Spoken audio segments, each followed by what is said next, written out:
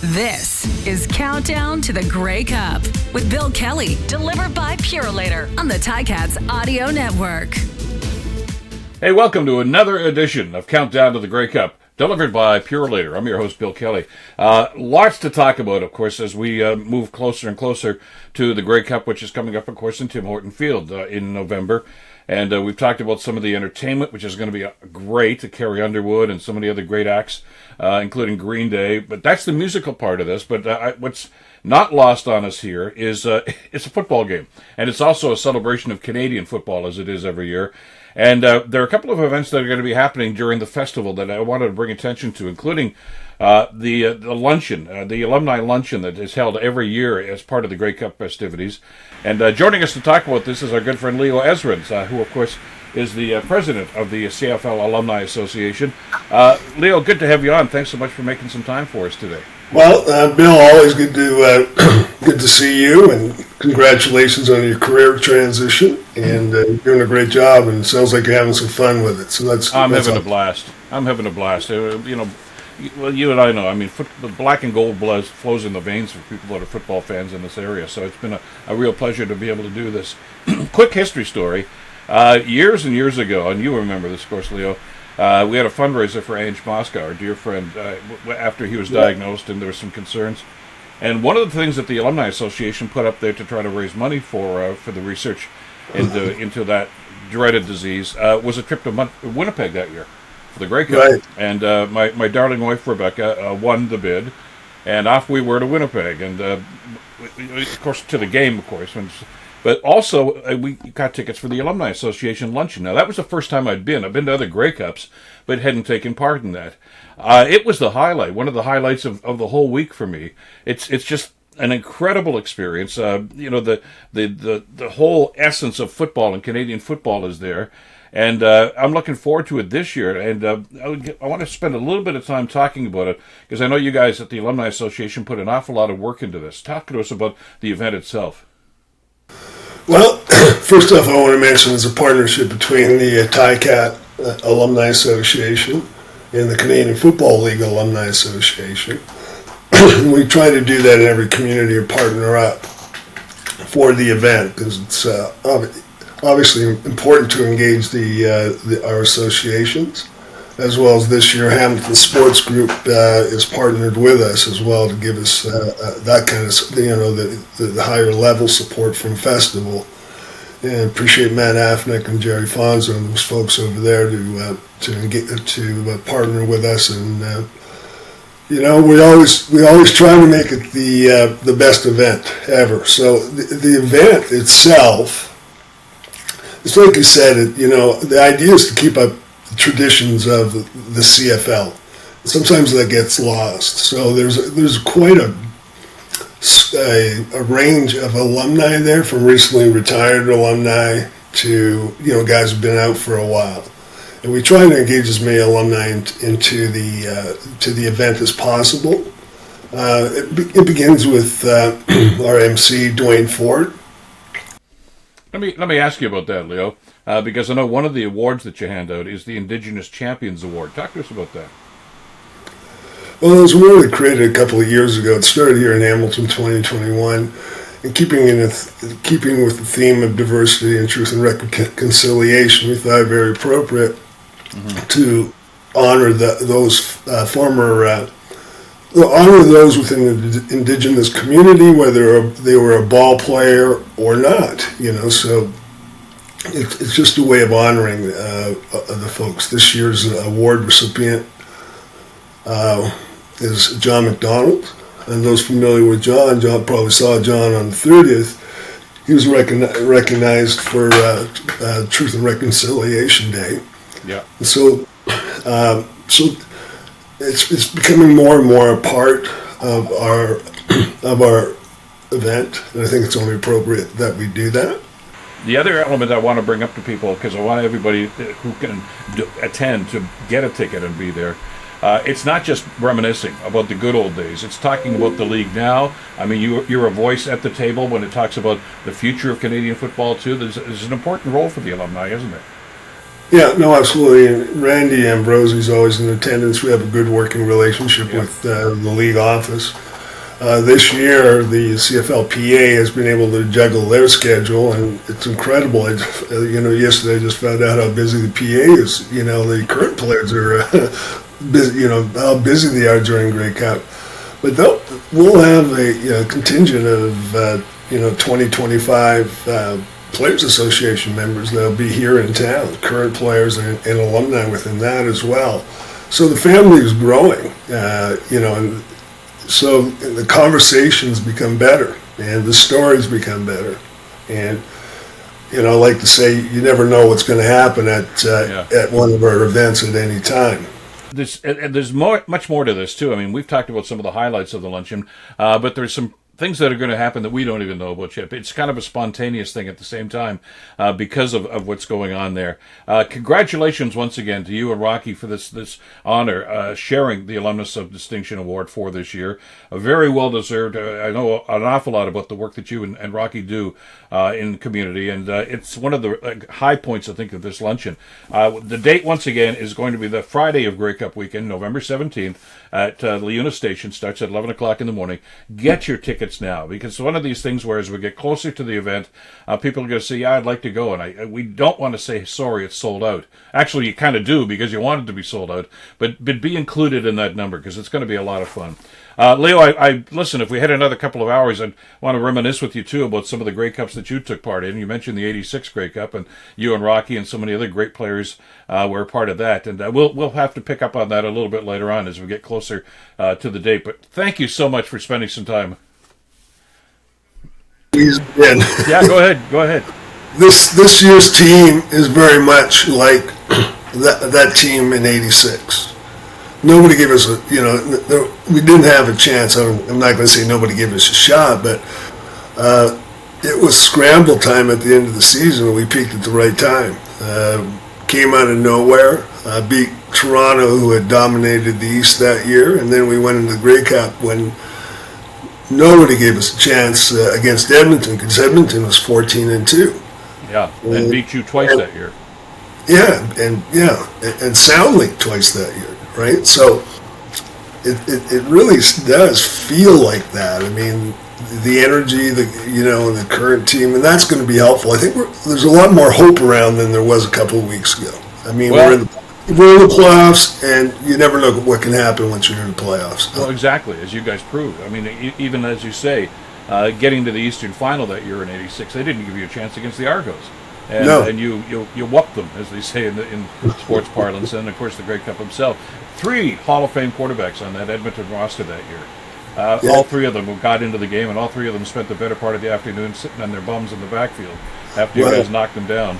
15 sacks. Yeah, wow. The boys up front were hungry. So those 3 guys were Dunnigan, Damon Allen, and Tracy Ham. Tracy Ham, yeah. 3 Hall of Famers, if you can believe it. and a big fumble recovery, by the way, which started the onslaught that you made, of course, early in that game too. Leo, as always, thanks so much for this. This is a great event that's going to be happening, the Legends Luncheon. And if you want to get more details about this, go to greycupfestival.ca. It's all on the webpage there with all the details. Thanks for listening to us with Countdown to the Grey Cup. By the way, if you want to pick this up, talk to your friends and your fans about this as well. The Ticat Audio Network is available on YouTube, Spotify, Apple Podcasts, or wherever you get your information and your podcasts. As always, Leo, thanks so much for this. We'll talk again soon, okay? I hope so, Bill. All the best. And thanks for having me on. And to you, too. And that wraps up the edition of Countdown to the Grey Cup. I'm your host, Bill Kelly, brought to you by Purolator. Until next time, let's go Cats. Let's go CFL. Talk soon. Bye. 2nd and 5. Joseph in the pocket, a crossing route. Fantuz reaching, grabs it, breaks a tackle, heading for the goal line. Touchdown, Saskatchewan.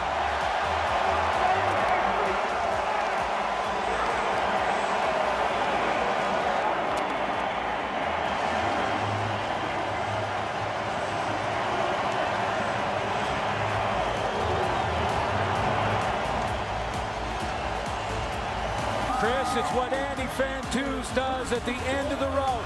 At the top of the corner here, he's going one-on-one on Chip Cox. Good run to get to that outside. Watch him take a step back to the football and separate himself from the defender. And then it's all just second effort to pick up extra yards. A lot of movement. Durant into the end zone. Touchdown! Andy Fantuz! Down Saskatchewan at midfield. Play action. The outlet pass to Andy Fantuz. Cam Hall rides him to the turf. But the big kid from Chatham, Ontario, will have a Saskatchewan first down. The outstanding Canadian in this game, Andy Fantuz, the pride of Chatham, Ontario, the University of Western Ontario Mustang grad, and a Heck Crichton Trophy winner as the most outstanding player in the CIS. Andy, you saved your best game for last. It was a hell of a game. We played great as a team, and it's just so exciting to have the cup. Glad you're with us here on Countdown to the Grey Cup. I'm her host, Bill Kelly. Of course, this is delivered to you, I guess we should more appropriately say, by Purolator. One of the fun parts about doing this show is talking with some of the all-time greats from past Grey Cups and some of their accomplishments and some of their memories as we head towards the Grey Cup here at Tim Horton Field. And to that end, we are so pleased to welcome our next guest to the program. He is a Grey Cup champion from a couple of years ago. We're going to talk about that game. Andy Fantuz, one of the all-time great Tiger Cats, is with us. Andy, thanks so much for joining us on the program today. No, it's my pleasure, Bill. Thanks for having me on. I'm excited to chat some Grey Cup and looking forward to what's to come in the next, 6-7 weeks? Oh, listen, well, we know about the entertainment aspect of it, and there's some more announcements to be made on that, by the way. But the other element is who's going to play in the game. And that's very much up in the air right now, isn't it? It sure is. I mean, there's some front runners. We all know that. The teams that seem to be sort of a tier above everyone else, but there's a few teams, including our hometown Cats, that seem to be catching fire at the right time. So I think there's a bunch of teams that are dangerous, and once you make it to the dance, it's anybody's game. You know that. Well, we've seen that happen. As we talked about the '86 team that won that decisive victory over Edmonton, they finished with an 8-6-1 record, I think it was. Nobody gave them a chance to even beat Montreal in the playoff, let alone the Argos, and they did. So it's just Canadian football, right? And anything can happen. You've had a fabulous career, of course, and the fabulousness of it, I guess, really started even in minor football. When you were growing up, you had some success there. I saw you, and a number of other people saw you, of course, playing at Western. You had an incredible career there. You're a Heck Crichton Trophy winner. So you've been to big games, Andy. You've been to championship games.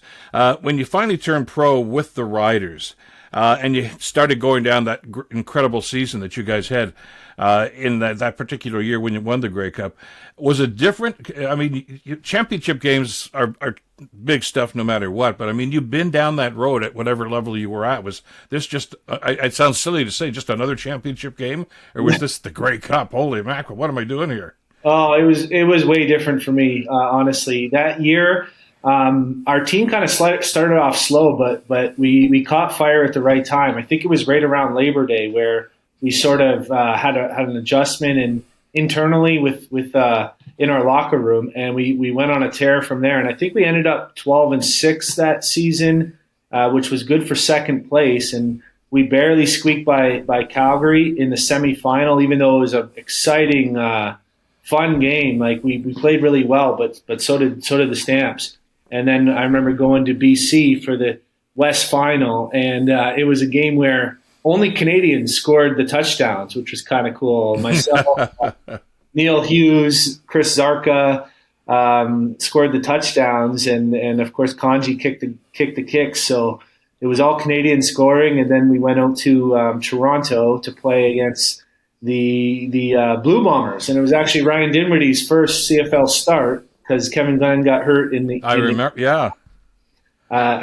the Argos. So we played the Bombers, and we were favorites going into that game because of how hot we were, and of course because they were playing their backup quarterback. But it was a tight game, and it was a defensive battle. And I remember James Johnson got 3 interceptions that game, good enough for MVP of the game. And it was exciting for me. Kerry Joseph and I didn't connect on a few long passes that seemed to be there. We just couldn't get on the same page for part of the game. But ended up finishing strong and scoring a touchdown in the fourth quarter to kind of seal the game, which was just over the moon for me, excitement level, with a lot of family and my friends there.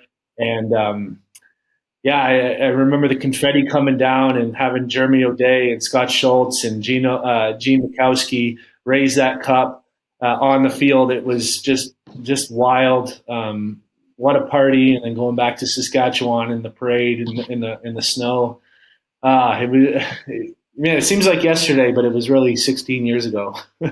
And by the way, you ended up winning the most valuable Canadian in that playoff game. So I know you mentioned that you and Kerry had some misconnections, but you ended up in pretty decent games. 4 catches, 70 yards, and a touchdown. Not a bad day's work.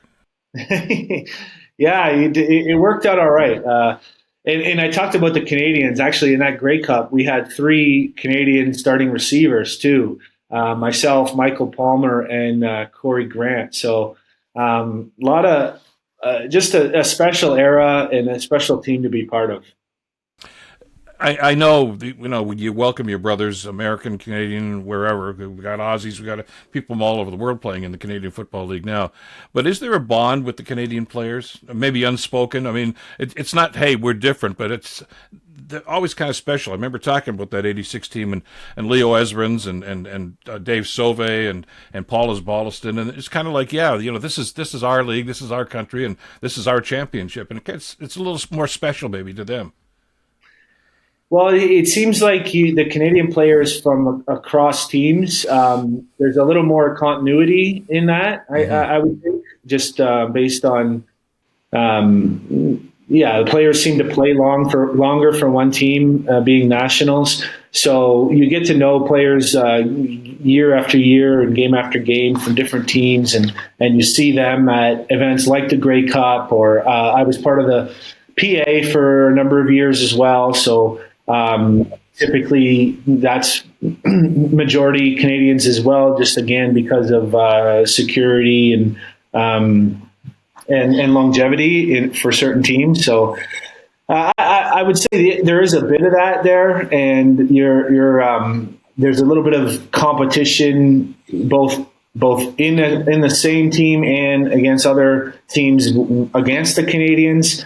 Because there are certain starting spots that are normally delegated for certain positions that are normally starting spots for Canadians. So you're kind of competing against them, and so I would say yes, but I would also, at the same token, like a number of my best friends from my playing days are American as well. So it's yes and no.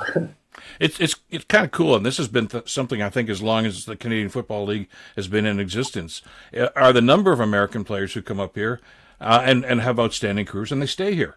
They become part of that community, and just they just get part of, I guess, so ingrained in what's going on, and so many great Tiger Cats have done the same thing. Ange Mosca and so many others over the years that just now call Hamilton home because of their experience up here right now. And Saskatchewan, I guess, is like that. Just the whole province of Saskatchewan is just one big family, isn't it? I mean, just the camaraderie for the Rider fans, and we see them all over the league. The Riders are in Montreal. Half the stands seem to be Rider fans, and they can go to BC, and it's the same sort of thing. That had to be kind of special to play out there. It was for sure. And a guy like George Reed is just one of the best examples of that. Came up and just became a legend in the community. And I was fortunate to play for 2 teams that have such a proud fan base and that travel well. I couldn't have really asked for a better story for me personally. And when we used to go to Calgary, for instance, a lot of Saskatchewan Tonians are, I don't know what you call them, but moved to Alberta and made a life there. So when we went there, it would be 50-50 crowd, or if not more green than red. So it was very cool. But you talked about Hamilton, like you said, Angelo Mosca, Les Brown. Like there's a number of guys who make a life in the city they played for, support the team throughout their lives, and it's really a special part of the game. Well, Pete Diakowski, there's a whole bunch of them now that have done that. We've talked about the highs of Grey Cups, and you certainly had one when you guys finally won the big game. I hate to bring this up, but we're talking about Grey Cup history. The year before that, I mean, you were in a number of Grey Cups, but the one before that had to be one of the most heartbreaking football games you ever played, because you thought you'd won. You didn't win, as it turned out. And that Montreal, of course, there was too many men on the field. Was that the call? Too many men on the field? And the field goal that should have won it for you was called back. Yeah. Well, it actually was that was actually my second Grey Cup. My first one was the one I won. That was 2007, and then my second one was 2009, and we. 2009, that's what it was. Okay. Yeah, the Alouettes lined up to kick a field goal, a long one, and we had too many men on the field, and so we were all running out on the field, and then there was a flag, and just a roller coaster of emotions. So they got the penalty, and Duval ended up hitting that kick. We should mention he missed the first one.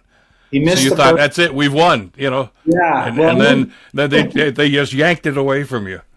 Yeah, well, he was the all-star kicker that year, so he was. It's not like we expected him to miss that kick. It was a little more disappointing that we had such a nice lead in the fourth quarter. I think there was 7.5 minutes left, and we were up by 16 points, and we couldn't really move the ball in offense, and we sort of played a little tentative on defense, more of a prevent, and Anthony Calvillo was just picking us apart, and he did that a lot though to a lot of teams. Yeah, he did, and.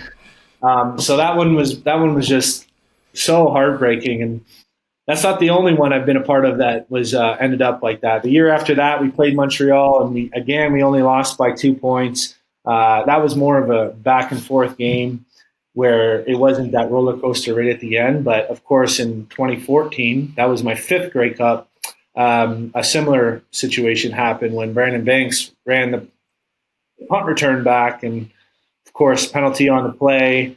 Not only did we go back 10 yards, but we also lost about 20 seconds on the clock, and then it was just over from there. We ended up losing by a couple points.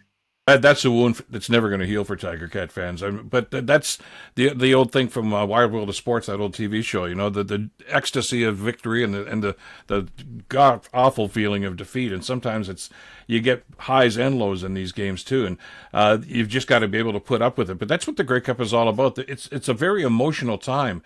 I remember talking with Randy Ambrosi, the commissioner, 2 years ago when the game was at Tim Horton Field, and he was saying, I mean, he was a veteran, I guess, when he was playing.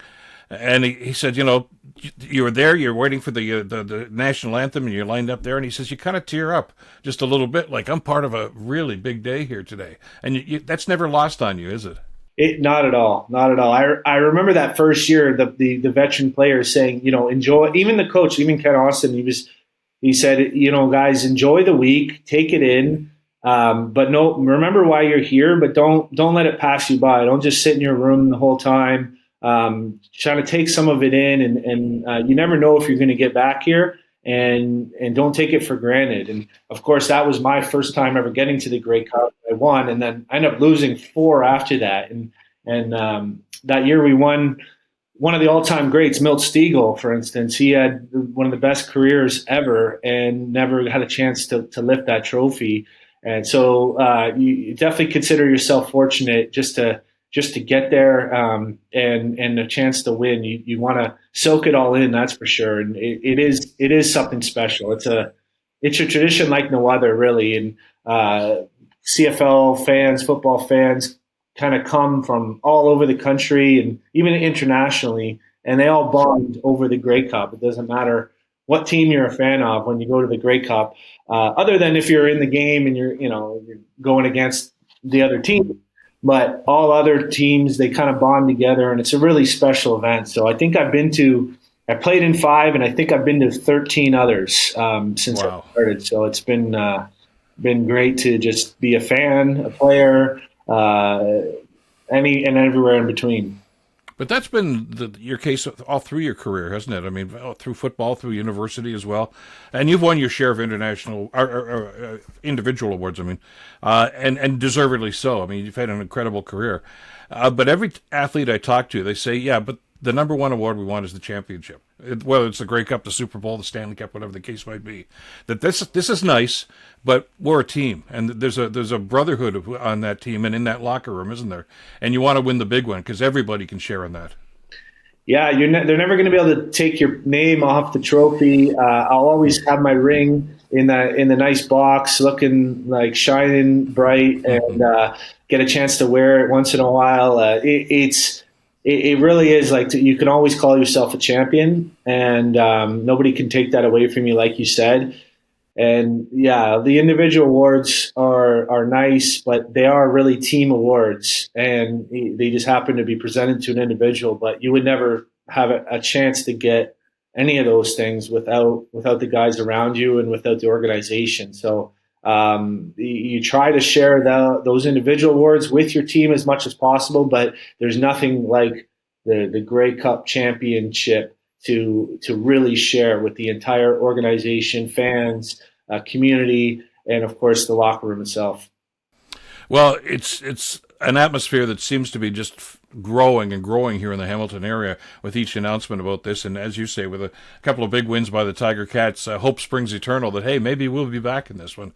And we'll be watching for that over the next couple of weeks, of course. And the pregame show, of course, because you are, of course, as well as being a Ticat alumni, are a part of the Ticat Audio Network. You and Bubba do the pregame shows, and after that, and your analysis is always spot on with just about everything. So we look forward to that, and look forward to hopefully another Tiger Cat appearance, and maybe a victory this time. We hope so. It's been a while in the Grey Cup coming up. As always, Andy, thank you so much for this. Great talking with you today. Hey, thanks, Bill. It's my pleasure, and I'm really looking forward to the coming weeks for the Cats, and then of course the Grey Cup, regardless of who's in it, is going to be really special for Hamilton and the CFL. Absolutely. Thanks again, Andy Fantuz. And that's a wrap for this latest edition of Countdown to the Grey Cup, delivered by Purolator. By the way, if you want to catch the word about what's going on here, you can catch us all over the place here on the Ticat Audio Network. We're available on YouTube, Spotify, Apple Podcasts, or wherever you get your podcast. Until next time, I'm Bill Kelly. Oski wee wee.